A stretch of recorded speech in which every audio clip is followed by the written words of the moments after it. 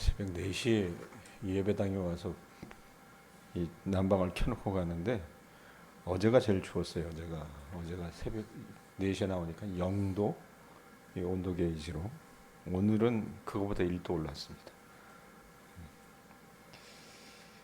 자, 이 신명기 말씀 우리가 쭉 보잖아요. 이 신명기 내용이 이렇게 뭉태기로 하나님께서 이 말씀하시는 부분들이 있는데 1장부터 4장까지가 한 뭉탱이였고 그 다음에 5장부터 12장까지가 또 다른 한 뭉탱이라고 여러분 생각을 하시면 돼요. 한 묶음이라고 생각하시면 되는데 이게 11장 이후에 12장부터 이제 26장 말씀 뭐냐면 이제 출애굽 2세대가 종교적으로나 물질적으로 매우 풍요로운 이 가나안 땅에서 정착 생활을 하게 될 사람들이에요. 이 사람들은 이제 가나안 땅에 들어가서 살아야 될 사람들인데 그곳에서 살아가게 될 때 사는 삶을 시작할 때 꼭 행해야 될 세부 원칙들에 대해서 말씀하는 거라고 여러분 보시면 될 것 같습니다. 그러니까 십계명의 어떤 시행 세칙들, 그러니까 조목조목을 하나님께서 말씀을 해주시는 거예요.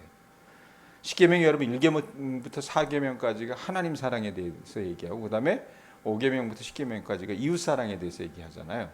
예? 그 부분을 이제 세목세목 얘기해 주신다고 생각을 하시면 될 것 같아요. 오늘 그 첫 부분인 12장입니다. 12장. 시점으로 12장이 열어지기 시작하는데 1절 한번 보세요. 내 조상이 하나님 여호와께서 내게 주셔서 차지하게 하신 땅에서 너희가 평생에 지켜 행할 뭐래요? 규례와 법도는 이러하니라. 이 규례와 법도를 어디에서 지킵니까? 말씀에 보면 조상이 하나님 여호와께서 내게 주셔서 차지하게 하신 땅, 그 가나안 땅에서 이들이 평생에 지켜 행할 규례와 법도라고 얘기합니다. 자, 그러면서 이 가나안에 먼저 살고 있었던 이 토착 족속들의 신들을 쫓아내라고 이제 2절, 3절이 이 4절을 3절을 통해서 하나님께서 모세의 입을 통해서 말씀을 하세요. 제가 여러분 이 가나안 땅이라고 하는 게 이스라엘 백성들이 들어가면 그냥 어서 오세요 이렇게 환영하는 땅이 아니라 사람들이 살고 있었다 그랬잖아요. 텅 빈 땅이 아니라 원주민이 살고 있었던 땅이었습니다. 자, 그런데 하나님이 여러분 그 원주민들을 쫓아내시는 거예요. 왜? 이유가 있었습니다. 그 부분을 제가 얘기할 거예요. 자, 2절 3절 한번 보세요. 뭐라고 얘기합니까? 참 쇼킹한 말씀인데 2절 3절 읽습니다. 시작.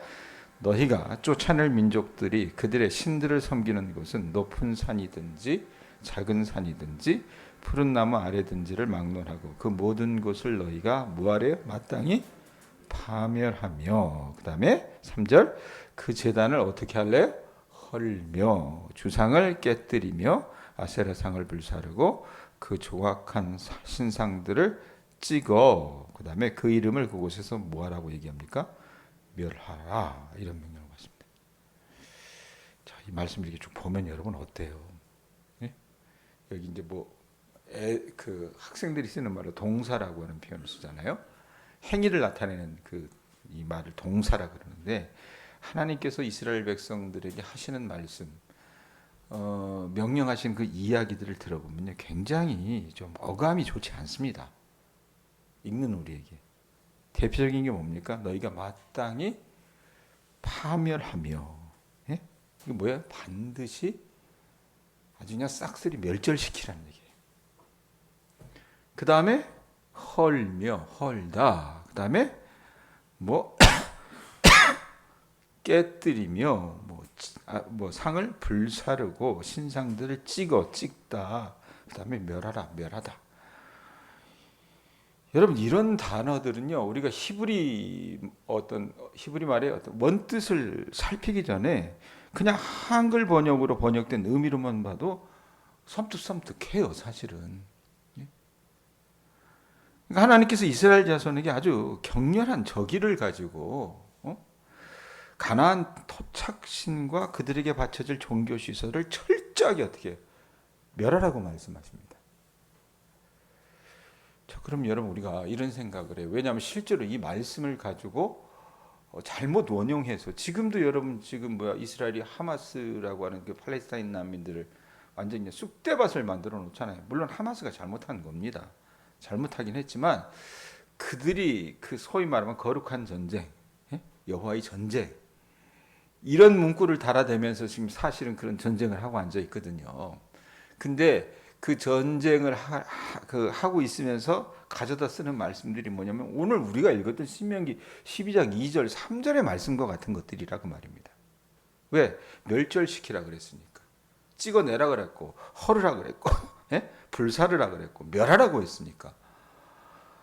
자, 이렇게 보면요 참 혐오감을 준다 그 말입니다. 실제로 수세기 걸쳐서 하나님의 이 잔혹한 전쟁 이미지는요 그 근동아시아 사람들에게 여러분 혐오스러운 이미지를 줬습니다.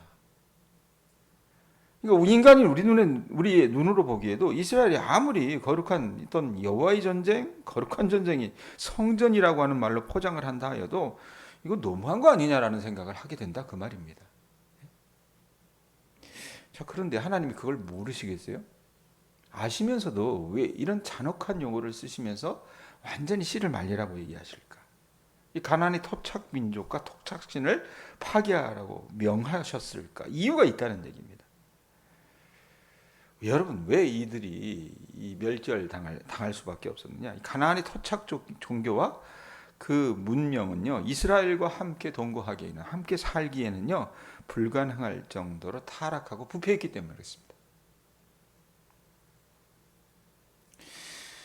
우리는요 그냥 이거 죄도 없는 사람들 왜 죽여 이랬지만 하나님께서 가나안의 제약에 관영하기까지 그 430년을 기다리신 거예요. 토해낼 수밖에 없을 정도로 이들이요 음란했습니다. 그러니까 여호와의 종교라고 하는 이 야훼 신앙을 여러분 빼놓고 거의 모든 대부분의 야훼 신앙 우리 하나님을 믿는 그 신앙을 빼놓고 모든 종교 근동아시아의 모든 종교는요 그 벽화라든지 그 남겨진 어떤 그런 그 고문화적인 그런 유적들이 있을 거 아니에요. 살펴보면요 대부분 그들이 풍요, 다산 이런 것들을 숭배했기 때문에 요즘 시대도 그렇잖아요. 그들의 신들 앞에서 드리는 제사 속에 뭘 가져다 붙였냐면 항상 이 성관계하는 것을 그 제사 의식 중에 하나로 꼭 갖다 붙였습니다. 여러분 종교라고 하는 게 뭡니까? 으뜸되는 가르침이라고 하는 뜻입니다. 그걸 한자 그대로 풀면. 예? 그러니까 다른 사회 문화 여러 가지 여러분 도덕 이런 것도 있지만 그것 중에 가장 으뜸되는 가르침이 종교예요. 종교인데 그 종교가 종교의 구실을 못했던 겁니다. 가나안의 종교는 왜 음란했어요. 그리고 음란한 것뿐만 아니라 자기네들이 그렇게 잘 먹고 잘 살아야 되겠으니까 신들을 달래야 되고 신들을 꼬셔야 됐기 때문에 그 하늘에서 비가 내려야 되고 풍요를 가져다 줘야 됐기 때문에 신들을 자극하려고 성전에 창기를 두고 성관계를 했을 뿐만 아니라 그것이 나중에 여러분 어떻게까지 변형이 되냐면 잘 먹고 잘 살아야 되니까 나중에 어떻게 합니까? 자기 새끼를 자기 자식을 그 불의 제단에 바쳐버려요. 그냥 불살라 죽입니다. 자, 이런 것들을 하나님께서 보셨기 때문에 너무 타락하고 너무 부패했던 거예요. 단순히 그것뿐만이 아닙니다. 이들이 여러분 멸망당할 수밖에 없었던 이유는 뭐냐면 그들이 여러분 종교로서의 고등 종교로서의 어떤 그런 나름대로의 몫이 있어요. 그런데 그 토착민들이 그 몫이 뭐냐면 공의와 정의를 행해야 되는데 그 공의와 정의를 드러내지 못했던 겁니다. 그럼 어떻게 돼요? 일반적인 왕조도 여러분 그렇게 되면 나라가 망하게 됩니다. 조선이 망했던 것, 고려가 망했던 것. 왜 망했는가? 이런 부분들 때문에 여러분 망했다라는 얘기입니다. 안타까운 것은 여러분들 기도하셔야 돼요. 우리나라 대통령 위해서. 지금 그분이 그런 꼴로 나가고 있습니다. 사실. 부창부수로. 이러다가 나라 망합니다. 정말. 망할 수밖에 없게 만드신다 그 말입니다. 하나님께서. 왜? 그 죄악이 간영하기 때문에. 자, 이 12장 말씀을 포함한 신명기 곳곳에서 이 가나안 종교에 대해서 살벌할 정도로 이 호전적인 하나님의 명령이 막 선포되고 있는데 이건요, 부정적이고 파괴적인 이미지와 이 단어들이 12장을 가득 채우고 있지만 여러분 이건 우리가 그 소위 말하면 그 편벽된 시각으로 하나님이 왜 이렇게 잔인해? 하나님이 왜 이렇게 성질이 못돼 먹었어? 이럴 일이 아니라는 겁니다.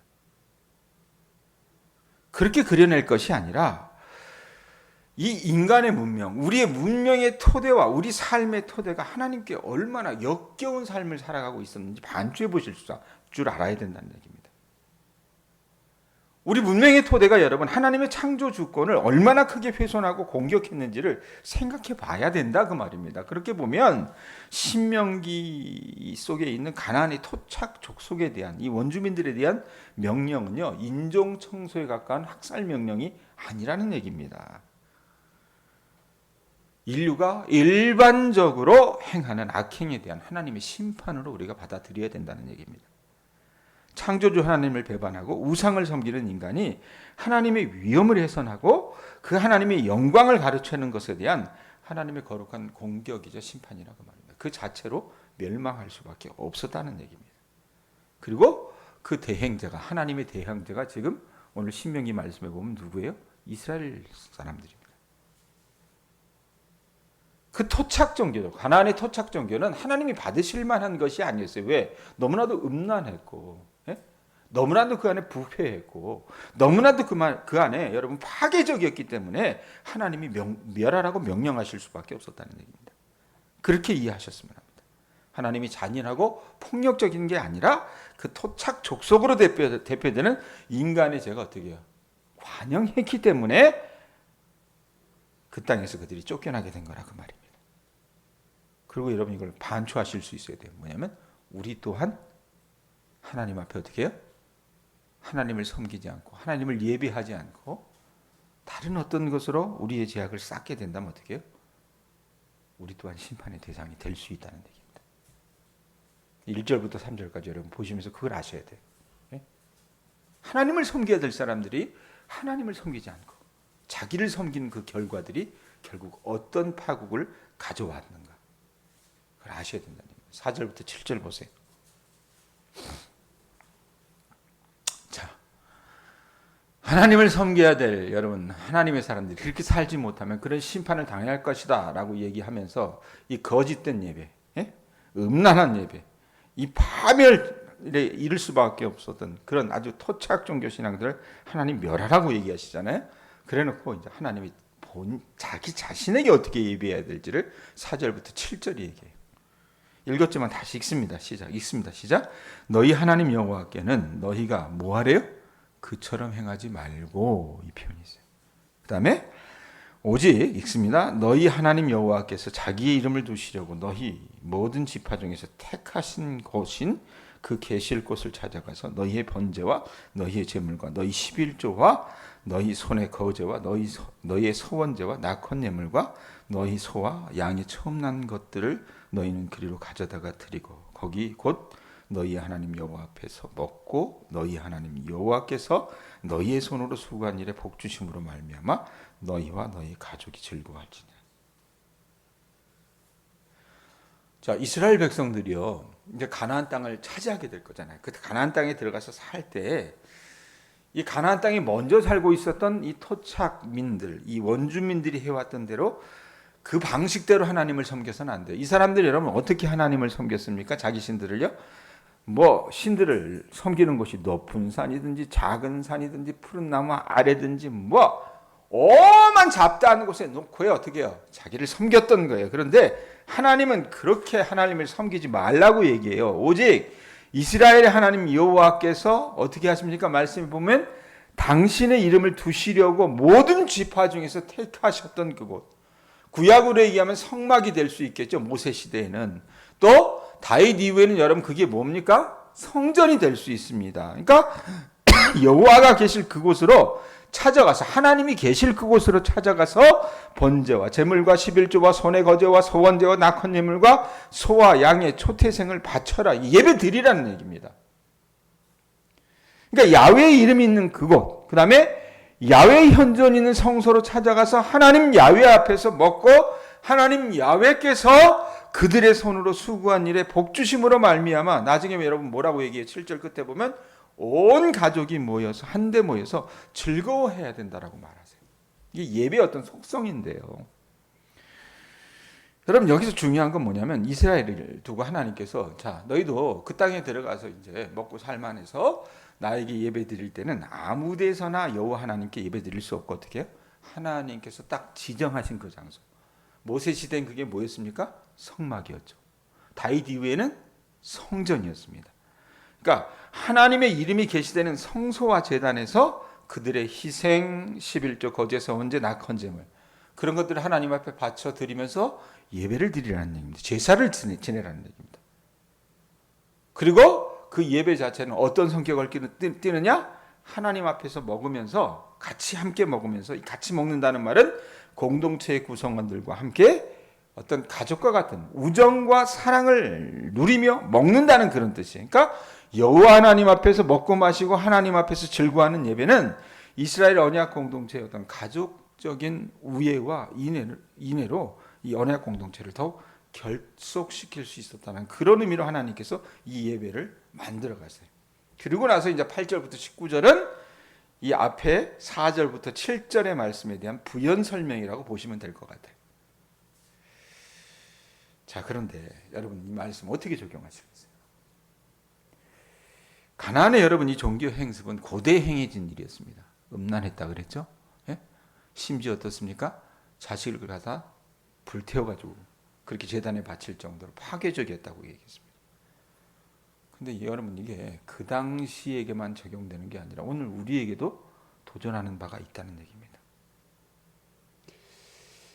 여러분 이전에도 이런 모습은 만연했습니다. 예? 모세 이후의 시대에도 만연했지만 그냥 오늘 우리가 살아가는 시대로 국한한다면 코로나19 이 바이러스가 유행하면서 이 세태는 아주 우리 시대에 만연해 있는 것 같습니다. 여러분 사람들이 믿는다고 하는 사람들이 성경의 기준을 받아들이기보다는 저마다 어떻게 해요? 자기식이 있습니다. 자기 나름대로 하나님을 예배하는 그 유혹에 빠져버렸습니다. 자, 감염의 우려가 있을 때는 여러분 대체 형식으로 드려진 인터넷상의 예배를 여러분 우리가 나쁘다고 말할 수 없습니다. 그러나 이제는 어떻습니까? 감염의 우려가 없음에도 불구하고 아주 그것을 용인하고 그것이 마치 하나님을 기뻐하는 하나님이 기뻐하시는 예배처럼 여겨져서 요즘 시대 사람들은 어때요? 마땅히 예배당에서 예배를 드릴 수 있음에도 불구하고 어떻게 합니까? 자기 식대로, 자기 집안에서, 자기 방식대로 예배할 때가 많습니다. 자, 어디 그뿐입니까? 또 사람들 안에는 어떤 게 있어요? 야, 교회 다니는 사람들 보니까 염증이 나는 거예요. 어떻게 저렇게 이기적일 수 있을까? 어떻게 저렇게 자기만 할까? 토가 나오려고 그래요. 역겨우니까 어떻습니까? 아이고 나는 그냥 예수 믿지만 저 교회 나가는 저것들 예수쟁이들 상종하고 싶지 않아서 어떻게 합니까? 예배도 드리지 않고 나는 집에서 예배 드려 이러면서 어떻게 해요? 예배도 드리지 않고 예배 드린다고 착각하는 사람들이 많습니다. 저나 여러분이 아셨으면 해요. 여러분 기독교의 예배는 어떤 우월한 도덕성이 아니라 우리가 하나님께 순종하는 그분의 자녀들이 순종하는 그 순종의 마음의 표현이 예배입니다. 예배는 보는 게 아니에요. 예배는 하나님 앞에 나를 꿇어 엎드리는 그 순종의 마음의 표현, 그 굴복의 여러분 어떤 그 표현일 수 있다는 얘기입니다. 그리스도인들은요 구약시대 하나님의 백성의 본을 따라야 됩니다. 오늘 말씀에 있는 것도 4절에 그랬잖아요. 정한 곳에서 예배드리라 그랬어요. 예? 훨씬 더 중요하게는 여러분 하나님이 그렇게 신명기에 말씀해 주신 것뿐만 아니라 예수님조차도 어떻게 해요? 그렇게 공예배에 출석하셨다라는 얘기입니다. 예수님은 하나님의 백성들과 함께 예배를 드리셨어요. 여러분 예수님이 계시던 여러분 지역의 회당은요 나사렛의 의로운 삶을 사는 토가 안 나올 정도로 그렇게 바른 행위를 사는 삶을 사는 그런 시민들로 꽉 차 있지 않았습니다. 예? 자 그런데 예수님은 여러분 어떻게 예배 드리셨다고 합니까? 누가복음이나 여러 복음서에 보면 이 옛날 개혁성경 규례대로라고 하는 표현이 있어요. 이걸 개혁개정에서는 어떻게 바꿨냐면 번역을 늘 하시던 대로 예배를 드리러 가셨습니다. 예수님조차도 아우 저것들 토 나오려고 그래. 아우 저 바리새인 것들 저것들 하는 말하고 행동이 왜 이렇게 저렇게 가식적이고 못돼 처먹어서 야 뭐야 내가 예배 드려줄게 이게 아니었다는 얘기입니다. 예수님 하나님의 아들인 그 예수님조차도 늘 하시던 대로 예배를 드리러 가셨어요. 자신과 함께 예배 드리는 사람들이 완전해서가 아니라 하나님이 그같이 예배 드릴 것을 어떻게 명령하셨기 때문에 늘 하시던 대로 규례대로 어떻게 해요? 예배를 드리러 가셨던 거라고 말입니다. 자, 그럼 예수님만 그렇게 하셨습니까? 예수님의 제자들인 사도들도 예수님의 모본을 따라 예수님의 자기들의 스승이었던 예수를 죽이라고 요구했던 사람들이 우글거리는 예루살렘 성전에 가서 예배를 드렸습니다. 예수님 승천하시고 나서 그랬잖아요. 그 예배 드렸던 회중이요, 다 도덕적으로 탁월한 성인들이었기 때문에 여러분, 제자들이 그들과 함께 예배 드리는 것이 아니라, 그때가 사도행전에 보면 분명히 나와 있어요. 베드로가 그 예루살렘 성전에 가서 기도할 때, 백권사님 여기 봐요. 기도할 때 어떻게 했어요? 제9시 기도 시간이었기 때문에 예배 속 회중이 여러분 도덕적으로 탁월한 성인들이었기 때문에 예배 드린 것이 아니라, 그 정한 시간이었기 때문에 하나님이 말씀이 정한 곳에서 정한 시간에 예배 드리라고 명령하셨기 때문에 제자들이, 여러분 베드로로 대표되는 그 제자들조차도 어떻게 성전에 예배 드리러 갔다라는 얘기입니다. 여러분, 요즘 시대 이 그리스도인들을 보면요, 참 제멋대로예요, 제멋대로. 나이 든 분들이 우리 교회에 많은 거는요, 그나마 감사할 일이에요, 사실. 왜? 제멋대로가 아닐 수 있으니까요. 우리는요, 하나님이 어떻게 예배 받으셔야 하는지에 대해서 우리가 이러니 저러니 말하는 것은 여러분 부적합합니다. 저게 무슨 교회야? 이렇게 생각하는 사람들이 있어요. 저도 젊었을 때 그런 생각할 때가 있었습니다. 그건 어떻게 해요? 내 생각입니다. 하나님이 여러분 공교회를 왜 주셨겠어요? 하나님이 마음에 안 들면 어떻게 해요? 교회를 그냥 쓸어버리면 되잖아요. 그런데 하나님이 여러분 그 한국 교회가 타락하고 부패한 것, 세계 교회가 타락하고 부패한 걸 모르세요? 아십니다. 아심에도 불구하고 하나님 어떻게 해요? 우리가 교회에 대해서 문제의식을 갖고 우리가 교회에 대해서 사랑하는 것 이상으로 수만 배, 수백만 배 교회를 사랑하시기 때문에 그 교회를 지속시키신다, 그 말입니다. 그러므로 여러분, 이 땅을 살아나가면서 우리가 해야 될 건 뭐냐면, 하나님이 말씀하신 대로 우리 삶 속에서 어떻게 예배드리고 반응해야 되는 게 우리 삶의 모습이라, 그 말입니다. 자, 말씀 맺습니다, 여러분. 제가 여기 와서 딱 겪었던 여러 가지 경험 중에 하나가 그거였어요. 코로나19 때문에 예배, 자기 식대로 예배드리는 한 가정을 봤어요. 겉으로 보기에는 참 그분이 아주 흠없는 분 같고 순전한 분 같았는데, 근데 같이 계속 이렇게 며칠, 한두 달 정도 이렇게 교제하다 보니까 제 안에 이런 문제의식은 뭐였냐면, 마치 제가 여러분들에게 설교하면서 말씀드렸듯이 농작물을 우리가 키울 때 주인 손에 의해서, 농사꾼의 손에 의해서 이 농작물들이 제대로 이렇게 갖춰지고 키워져야지 그것이 잘 크지, 그냥 지 멋대로 자기 하고 싶은 대로 내버려두면 나중에 어떻습니까? 농작물들이 제 꼴이 안 나잖아요. 그런 모습을 제가 어떤 분에게서 발견할 수 있었습니다. 근데 이게 여러분 단순히 그분에게만 국한된 일이 아닙니다. 우리 삶도 그럴 수 있다는 얘기예요. 우리 예배도 그럴 수 있어요. 예배가 곧 삶이라고 그러잖아요. 하나님이 여러분들 기뻐 받으시는 그런 예배를 하나님께서 여러분들이 드리시기를 원한다는 것을 아셨으면 합니다. 여러분의 삶을 그런 예배로 드리실 수 있길 바랍니다. 만약에 그렇지 않고요, 내가 나만을 섬기면서 스스로 음란하고, 나를 세워나가기 위해서, 나를 부하게 하고 나를 번영시키기 위해서 여러분 능히 나 아닌 남을 가져다가 내 재단에 불에 태워서 죽여나가는 그런 어떤 변형된 모습으로 나의 삶을 여러분 점철시켜 나간다면, 하나님이 그 가나안의 토착 민족들을 토해내시고 멸하셨던 것처럼 우리의 삶도 그렇게 심판하실 수 있다는 것을 아실 수 있기를 바랍니다. 그래서 이 새벽에 나와서 드리는 그 예배가 여러분들에게 복이 될 수 있다는 걸 아셨으면 해요. 들으시면서 여러분들이 이 공예배를 예배를 통해서 하나님만을 섬길 수 있는 주님의 자녀들 되실 수 있기를 예수님 이름으로 축원드립니다.